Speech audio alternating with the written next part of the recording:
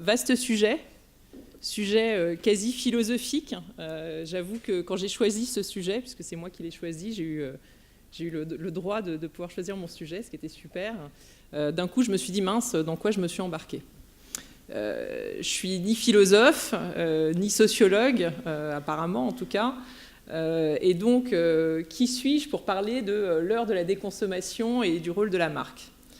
Et puis, je me suis dit, en même temps, j'ai bonne quinzaine, un peu plus, mais je ne vous dirai pas combien exactement, d'expérience dans le digital, dans la construction de marques, et que finalement, à défaut de tout savoir, j'avais au moins un point de vue sur la chose que je vais partager avec vous aujourd'hui. Alors, je vais essayer de respecter le temps, donc c'est très court, donc évidemment, je ne serai pas du tout exhaustif, c'est vraiment un point de vue, très modestement, que je vais relier avec ce qu'on fait chez made.com, évidemment, puisque c'est le plus simple et c'est le plus proche de moi. Voilà, donc j'espère vous réveiller, ou en tout cas pas vous endormir plus après le déjeuner, et que ça vous servira de petit café. Voilà. Donc, ah oui, c'est moi qui passe les slides, donc déjà, hop. Donc, devenir une marque à l'ère de la déconsommation. Donc déjà, première question, est-ce que vous savez qui sont ces deux jeunes hommes ? Alors, ce ne sont pas deux hommes de la tech qui ont lancé leur jeune start-up, pas du tout. Ce sont Joshua et Ryan. Joshua et Ryan sont deux blogueurs de la sphère minimaliste, puisqu'ils sont les hommes qui ont lancé le blog Minimaliste aux États-Unis. Je ne sais pas si ça vous parle dans la salle, le blog Minimaliste. Le blog Minimaliste, c'est un blog qui a environ 4 millions de vues par mois. Donc c'est un blog qui commence à beaucoup se développer. Et puis surtout, ils ont lancé aussi un reportage, un documentaire que vous pourrez découvrir sur Netflix. Et qu'est-ce qu'ils disent, Joshua et Ryan ? En fait, Joshua et Ryan, ils sont le courant moderne d'un courant qui existe depuis très longtemps et depuis la révolution industrielle. Et ils disent, en fait, faut vivre avec moins de choses. Finalement, on est tous les sujets d'une société de consommation catastrophique qui finalement est très très difficile pour nous, et finalement il vaut mieux vivre avec moins de choses et vivre, mais ils disent pas qu'il faut faire moins de choses et acheter moins de choses. Finalement ils disent qu'il faut acheter des expériences, il ne faut pas acheter des choses, il faut se débarrasser des choses et vivre et acheter des expériences. Et ce que je trouve intéressant finalement, c'est qu'on pourrait se dire que c'est un phénomène de mode, mais en même temps, quand on le relie à tout ce qui se passe en Europe et plus proche en France, si vous avez suivi un petit peu l'actualité économique, on parle également de déconsommation sur le marché français. Alors attention, la déconsommation, on parle de GMS évidemment, donc ça ne touche pas tous les secteurs, mais depuis le début de l'année, la France est en déconsommation. Qu'est-ce que ça veut dire ? Alors on pourrait s'effrayer et se dire mince, ça va mal, mais en même temps on voit que les indicateurs économiques sont plutôt plus positifs qu'avant. En fait, la déconsommation, c'est juste que les consommateurs dont on parle depuis ce matin, ils ont envie d'autre chose. Ils ont envie de consommer différemment, ils ont envie de plus d'expérience, ils ont envie de consommer plus responsable, ils ont envie de savoir où on produit ce qu'ils achètent. Et ça, je pense que c'est une tendance de fond et non pas un effet de mode. Et voilà, c'est le premier insight que je voulais partager avec vous. Et ça va tellement loin que vous avez peut-être aussi entendu parler, alors on en parle beaucoup en ce moment, du boycott. Alors le boycott, qui n'est pas un mot nouveau, mais qui est là pour le coup aussi un phénomène de fond, je pense. Et je vous incite à aller lire une étude récente de YouGov qui dit, alors, et je crois ce qui est assez intéressant, c'est que visiblement ce matin, il y avait une étude qui disait un peu le contraire. Donc malheureusement, je n'ai pas pu assister à la conférence, j'ai vu ça sur le fil Twitter. Un consommateur sur deux aux États-Unis ont déjà boycotté une marque parce qu'elle ne correspondait pas à leurs valeurs. 20% des consommateurs en Angleterre, donc moins qu'aux États-Unis, puisqu'on se dit que la tendance est en train d'arriver, probablement la vague, 20% des consommateurs anglais ont déjà boycotté une marque parce qu'elle ne correspondait pas à leurs valeurs. Ce que je veux dire, c'est que ça va assez loin par rapport à cette tendance, en fait, d'attendre plus d'une marque et de reprendre la main finalement sur sa vie et sur les valeurs qu'on a personnellement. Alors, je n'ai pas le chiffre en France, donc malheureusement, je ne saurais pas vous le dire, mais on peut imaginer que c'est de plus en plus fort. En France, il existe un site qui s'appelle eboycott.org, je crois, et qui organisent en fait des campagnes de boycott qu'ils appellent des campagnes civiques plutôt, pardon. Et voilà, c'est assez intéressant, je vous incite aussi à aller voir parce que c'est un phénomène qui, je pense, dont on va parler de plus en plus. Et quand on voit aussi, excusez-moi de faire une dernière référence, à H&M, qui est une marque que j'aime beaucoup, mais qui est actuellement dans le feu sous le feu des projecteurs, on les accuse d'avoir brûlé en fait des vêtements. Je ne sais pas si vous avez suivi cette information-là, alors que par ailleurs ils sont une marque éthique, ils ont plein de valeurs marketing autour de ça. On peut aussi se poser derrière la question de la légitimité d'un point de vue marque en fait, c'est-à-dire qu'au-delà du fait d'avoir ces valeurs-là, il faut vraiment les vivre au quotidien en tant que marque. Voilà. Donc ça, c'est le deuxième insight. Donc déjà, des consommateurs de plus en plus exigeants, mais aussi un contexte de plus en plus compliqué. Donc ça, c'est une étude Interbrand qui montre, alors c'est assez facile, hein, c'est sur les marques mondiales les plus fortes en 2017. Alors voilà, je vous laisse faire vos propres conclusions sur les marques mondiales les plus fortes en 2017. Il y a quand même 4 marques qui sont des portails. Encore une fois, hein, j'aime toutes les marques qui sont présentes sur ce chart, hein, comprenez-moi bien, mais ce qui est intéressant, c'est plus la conclusion, c'est-à-dire qu'on a des marques ici qui sont très fortes, mais qui, au-delà d'être des marques, sont des portails. Ça veut dire quoi? Ça veut dire qu'en fait, c'est elles qui vont décider de quelles sont les marques qu'elles vont proposer aux clients. Alors, elles ne vont pas le décider toutes seules, elles vont le décider parce que, d'un côté, les consommateurs vont avoir donné leur avis, donc via des ratings, des rankings, mais aussi par des algorithmes dont on le sait, qui sont relativement compliqués à comprendre et pour certaines marques naissantes, quasiment obscures. Donc voilà, donc en réalité, qu'est-ce que ça dit de tout ça? Ça dit que quand on fait bien son boulot, finalement, on s'en sort pas mal sur les pages de Google et sur tous ces portails. Alors je vous montre Made, en l'occurrence, là c'est de l'achat payant, mais il y a de l'achat gratuit. Enfin voilà, on s'en sort plutôt pas mal. Mais il me semble que ce n'est pas suffisant.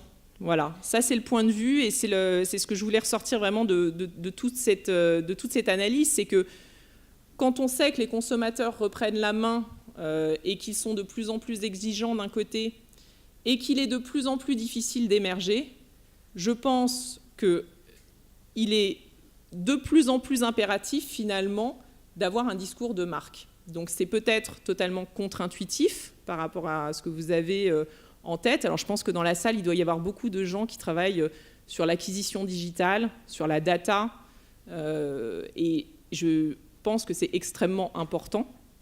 Néanmoins, il est également extrêmement important d'avoir une vision de marque. Et ça, qu'on soit une start-up comme Made.com, qui finalement est une marque qui n'a que 3 ans d'existence sur le marché français, ou qu'on soit une grosse entreprise. Donc je pense qu'à ce stade, et encore plus probablement pour les startups d'ailleurs, il est extrêmement important de ne pas se lancer en n'ayant qu'un discours de performance et en ayant vraiment un discours global et un discours de marque.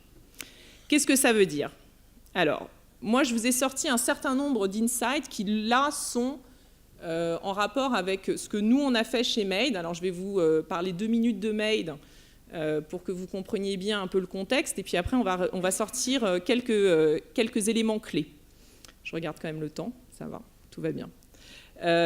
Donc sur Made.com, donc Made.com a été lancé il y a près de 4 ans sur le marché français. C'est une boîte qui a 7 ans, qui a été lancée par 2 fondateurs français qui ont lancé la marque sur le marché londonien.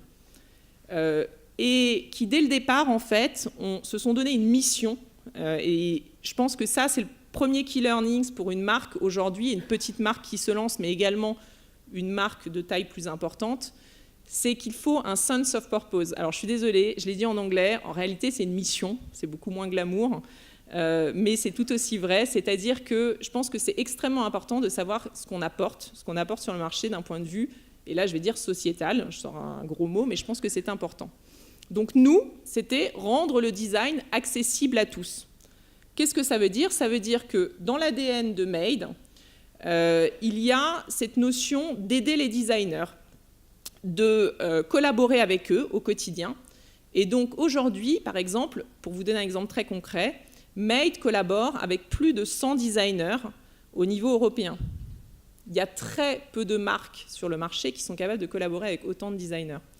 Et ça veut dire quoi? Ça veut dire que d'un côté, on a une marque qui s'engage auprès des designers, mais qui a aussi un sens pour les consommateurs, puisqu'on va leur donner en fait un produit qui va être accessible, mais extrêmement qualitatif.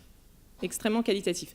Il faut savoir que sur le marché de la décoration, il n'y a pas eu d'innovation jusqu'à, alors je veux dire jusqu'à Made, c'est très immodeste, mais il n'y a pas eu d'innovation depuis une cinquantaine d'années en fait. Depuis Ikea, il n'y avait pas eu d'innovation sur ce secteur et finalement les consommateurs étaient bloqués entre le choix du finalement très low cost et des meubles extrêmement beaux mais souvent très inabordables.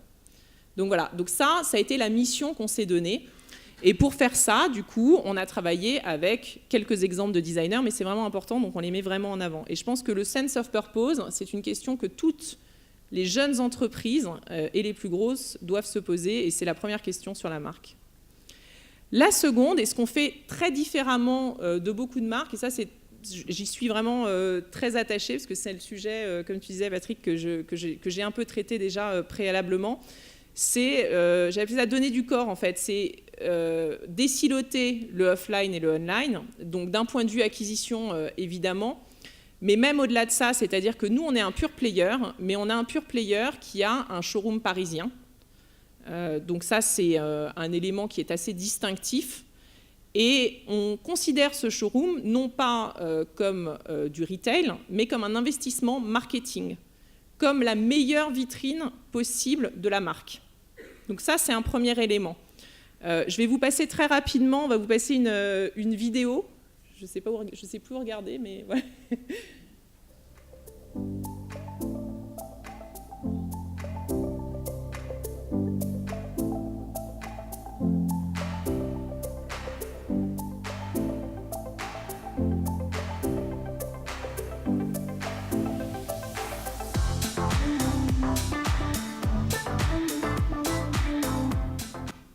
Voilà, c'est une vidéo très courte, mais c'est juste pour vous montrer en fait que ce showroom il est super important pour nous. Il s'y passe des événements, beaucoup d'événements, des événements même du digital, mais aussi des événements pour les clients. Et on essaye vraiment de faire découvrir la marque différemment. Donc ça, c'est un premier élément. Et là où on réconcilie la présence physique et la présence online, et là je vais lancer la deuxième vidéo, et je vais vous parler peut-être pendant la deuxième vidéo, si on peut la lancer, on a encore 3 minutes, ça va aller. Voilà, ça en fait, c'est l'application qu'on a au showroom, et qui est une application qui via un code NFC sur les produits. Alors là on voit sur une carte, mais c'est sur tous les produits, en fait on n'a pas nos prix dans le showroom, on a cette application, vous pouvez créer une wishlist, vous l'envoyez, ou acheter directement au showroom. Donc ça, c'est un élément pour réconcilier l'expérience, faire vivre l'expérience digitale dans le monde physique. Voilà, donc ça, je pense que c'est aussi un des éléments distinctifs. Et puis au-delà de ça, au-delà de ce showroom, on a toujours également beaucoup investi en médias offline. Donc vous avez probablement vu nos campagnes dans le métro. On est également très présent en télé.